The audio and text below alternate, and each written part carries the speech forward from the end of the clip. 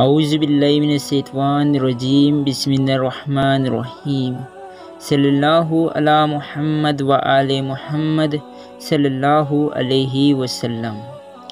ہم میں سے کون ہے جو ایوب علیہ السلام کی طرح ہو؟ ایوب علیہ السلام کو ایک نمونہ بنانا اللہ کا مقصد تھا۔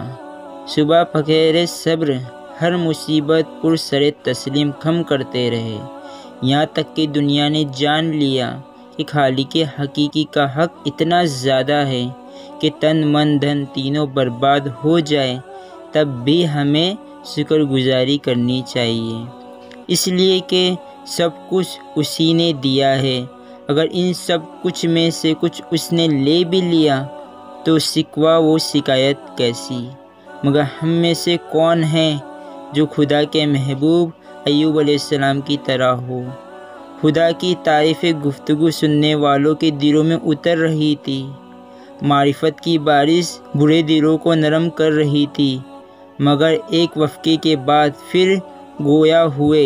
مگر اس دفعہ جواب کی سچی تعبیر دینے والے خدا کے ایوب پیغمبر یوسف علیہ السلام کی طرح مسئلے کے ساتھ اس کا حل بھی بتانے لگے۔ میرے رب کو معلوم ہے میں ایوب نہیں ہوں، اس لیے ہم پر مصیبت کس طرح اور کس وجہ سے بھیجتا ہے۔ کچھ ہمارے گناہ ہی ہماری مصیبت کا باعث بنتے ہیں۔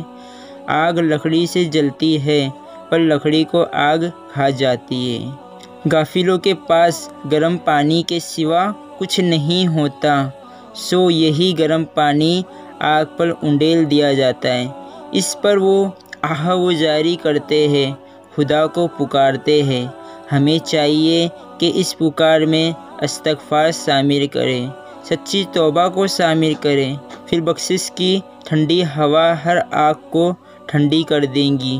کچھ مصیبتیں قانون قدرت کا حصہ ہوتے ہیں، بیماری ہر حال آ جاتی ہے، حادثہ ہر حال ہو جاتا ہے، ناگہانی ہو کر ہی رہتی ہے، انسان اس سے نہیں بچ سکتا۔ ایسے میں خدا کی عافیت مانگنی چاہیے، اللہ سے اس کی آسانی مانگنی چاہیے، ہر شے سے رب کی پناہ مانگنی چاہیے۔